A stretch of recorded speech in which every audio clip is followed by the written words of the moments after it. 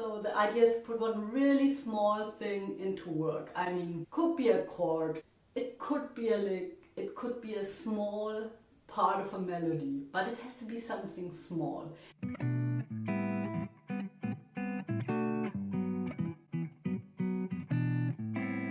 I often don't feel like practicing if I'm completely overwhelmed. So I have that feeling like it doesn't make any sense to even get started. I don't have so much time.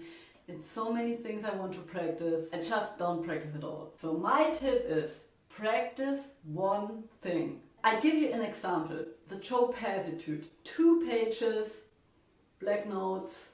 I mean, the notes are always black, but there are so many notes that the 2 pages are like black.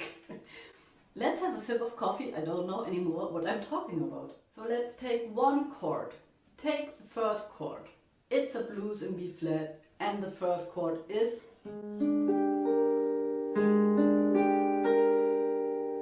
a B flat dominant 7th chord with a 13. So I'm going to take that chord and then I'm going to shift it very relaxed through the cycle of fifths, like this.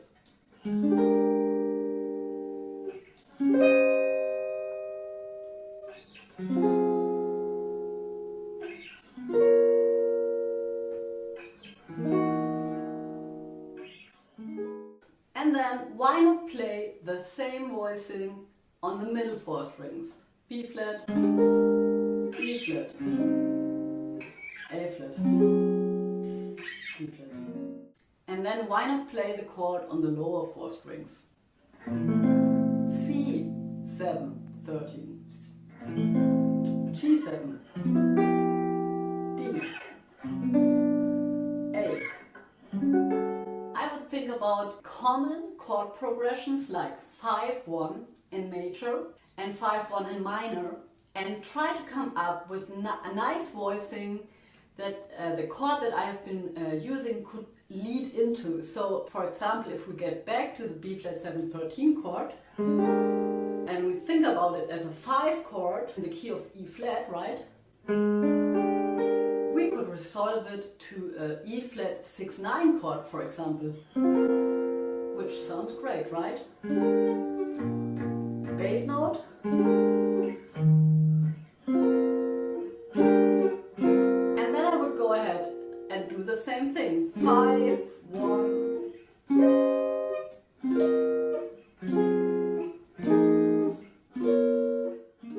Play it on another string pair. B flat, E flat, A flat, etc.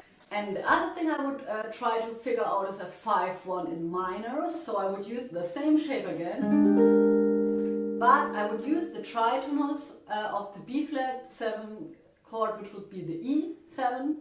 I can play an E7 here, but then I put the root, the B flat in the bass.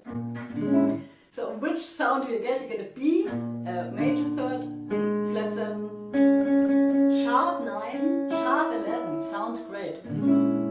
Resolving to an E flat minor chord. I love that.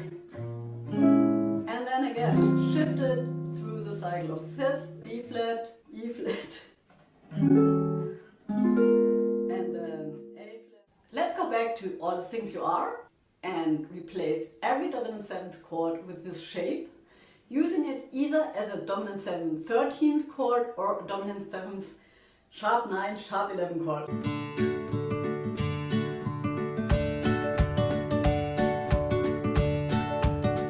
So starts out F minor, B flat minor, and then already E flat 7, so we use this voicing to A flat major 7, turn the A flat major 7 into A flat dominant 7. So here already a very nice spot with this voicing. Chopin's would have been proud of me because I'm using easy grips and using them over and over again in different ways. If you don't know Chopin's, please check him out. He's such a great teacher. There's a very, very good video. I hope I find a link. I'll link it in the description box, about playing the blues, about using simple chords, making life easy and just relaxing into playing the guitar. Then C minor 7, F minor 7, B flat 7 again, so I have to use that voicing.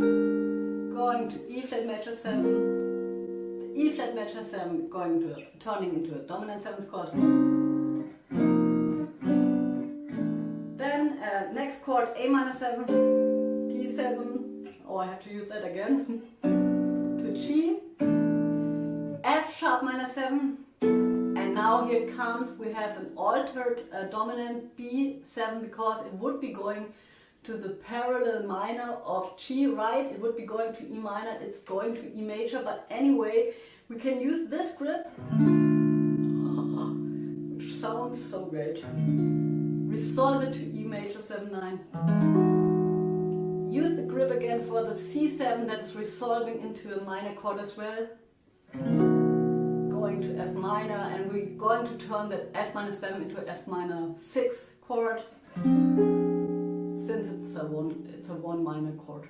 So the idea is to put one really small thing into work. I mean, it could be a chord, it could be a lick, it could be a small part of a melody, but it has to be something small. And then you dissect it, you put it under the microscope, and you have a really close look with all the things that you could possibly do with it, and you try to get it into a tune so that it actually makes sense for you to practice it. So that's it for today. Don't forget to subscribe to my channel or leave a comment below if you have any questions. I'd be really glad to answer them. See you soon. Bye. Yeah, it's Heisenberg from Breaking Bad. He's so cool. So cool.